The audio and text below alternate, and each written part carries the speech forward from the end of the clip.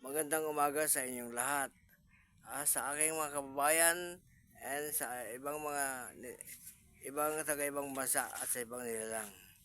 Noong aking kapanahonan at young age sa edad ko na ako ay 22 hanggang 23. Ako po ay nag-abroad.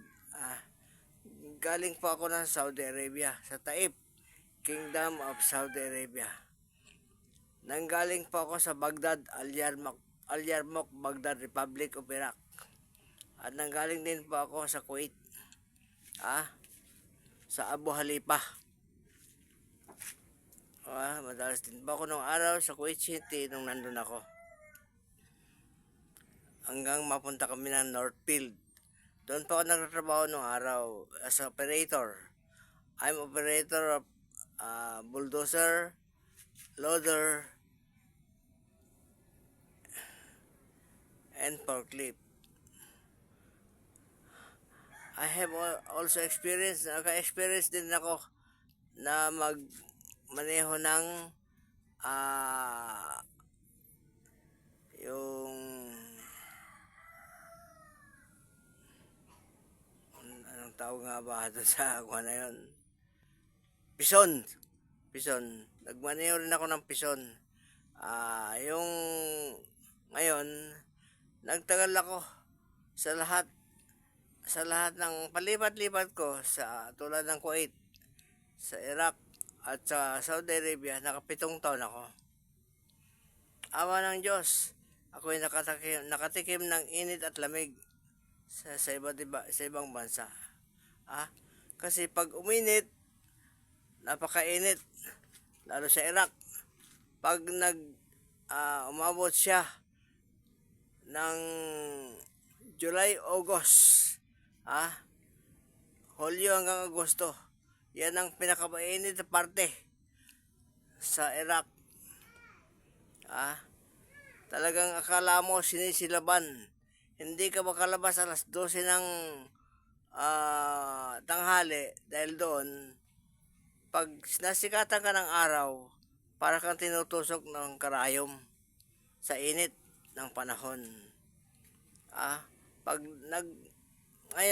umulan siya ng panahon ng October na may yelo, ibig sabihin na panahon na para magtaglamig na. Yun na ang simula ng taglamig. October, November, December, January, February, March, April. Hanggang April ang taglamig doon. Pag lumamig, napakalamig. Talagang akala mo nasa loob ka ng freezer. Tapos, pag lumamig, doon, hindi mo makikita ang araw.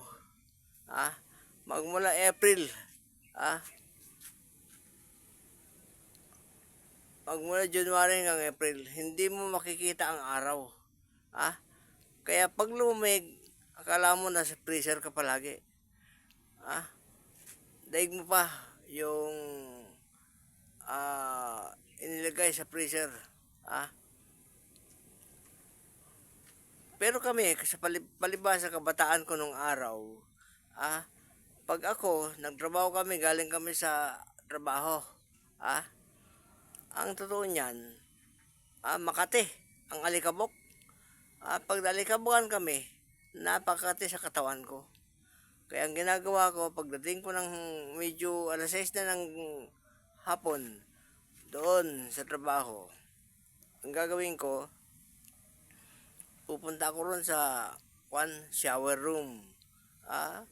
Mag-alis ako ng damit, pagkatapos, bubuksan ko yung gripo. Sabay lundag yon, sabay sigaw. Pero pag nabasa ka na, talagang manginginig ang buong katawan mo. Habang nagsasabon ka sa katawan, sa mukha mo, sa buhok mo, talagang nanginginig ka sa lamig. Napakalamig. Pero ang kagandahan lang nun, pag nabasa ka na, at nampisahan mo ng makapaligo, nakadalawang sabon ako, tapos pagka nakadalawang sabon na ako, walang heater yon. Walang heater. Nakakapaligo. Nakakapaligo ako kaya ng aking katawan. Ah, Kaya natis ko yun halos na nung 14 na buwan nang nasa Iraq ako. Sa Baghdad, Republic of Iraq, Al Yarmouk, Baghdad, Republic of Iraq. Ah, Pero sa awa ng Diyos, basta ng panahon yan, natis ko ang lamig na yon. Pag nagtag-init naman, pag pumasok na, ang marso,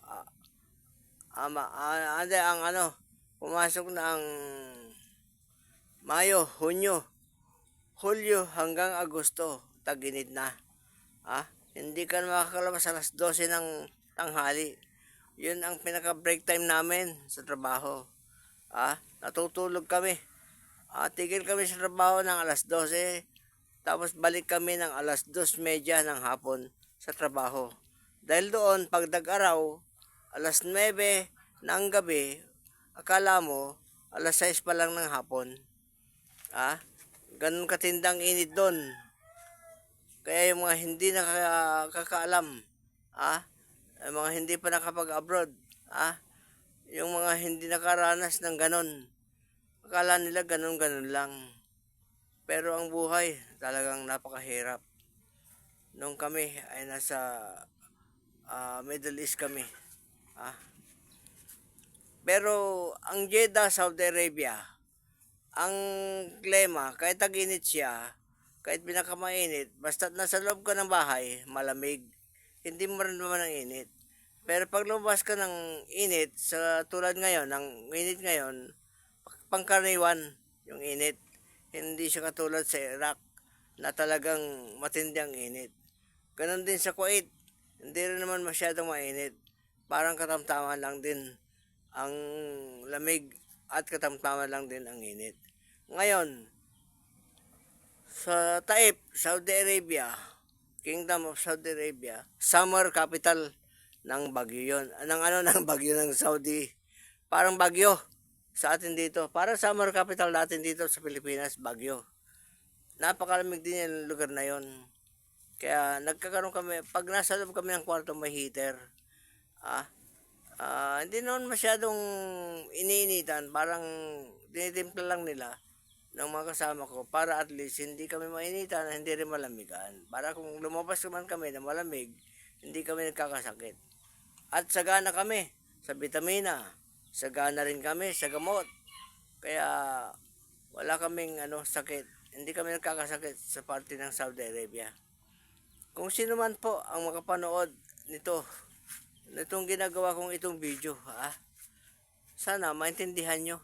At sana malaman nyo na ang mga karanasan namin na nag-abroad nung araw, na ganong katindi ang init pag nag-init, pero pag lumamig, napakalamig. Doon pag lumamig, wala kang makikitang init ng araw.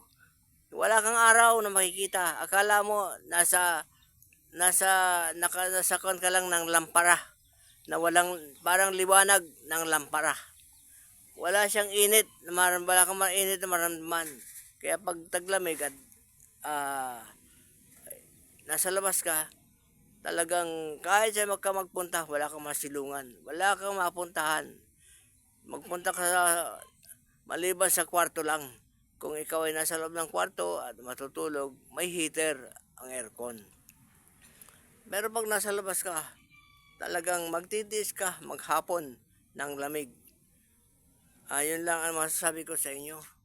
Ngayon, mapapalad yung mga tao na may mga pera, yung mga hindi nagnais na magpunta ng abroad. Kaya sila ay magpasalamat dahil hindi sila nakaranas ng tulad ng dinanas namin. Ang sa akin, nung edad kong yun, nasa 21, 22 hanggang 23, kayang-kaya pa ng aking katawan. Pero sa panahon ngayon, wala na. Nung panahon na yun, 22, 23, malakas pa ako. Pati resistensya ko. Pero ngayon, ako, 68 years old na ako. Pangalawa, nung panahon na minsan na karoon akong problema, Aba, inatake ako sa puso. Ah, ako'y muntik na rin mamatay. Pangalawa na, pangalawang beses na. Alam niyo kung bakit? Bukod sa inatake ako sa sakit sa puso, nadala ako noon sa ospital, doon sa may Alabang. Dinala ako ng kapatid ko. Pangalawa, nito nung nakaraang buwan lang, ako naman nakaranas na hindi makaihi. Dinala ako ng kapatid ko sa Bulingit Provincial Hospital dito sa amin sa San Carlos City, Pangasinan. Muntik na uli ako mamatay. Hindi ako makaihi. Mabuti, mabot ako ng hospital. Pagdating doon, kinabitan ako ng karayom. Alam niyo ba? Nakabitan ka ng karayom. Doon sa iyo. Isang linggo akong nakahiga. Nakaratay ako. Umiihi ako doon sa karayom na kinabit sa akin. At ako ay umiihi doon sa hose na nakakabit doon sa plastic bag. Doon pumapasok ang ihi ko. Tapos i-drain ko pag napuno na. Ganon. Kasakit ang inabot ko. Kaya ako ay nagpapasalamat pa rin sa Panginoon at binigyan pa rin niya ako ng buhay. Ngayon, kung sakali ako ay nagpapasalamat, okay. Ngayon, ginawa ko lang tong video na ito para malaman ng lahat. I just only like make this video to know somebody. Anyway, if I speak Tagalog, but I know you can transport to any language of this because of the computer. Anything, everything, they can make it now because of the computer.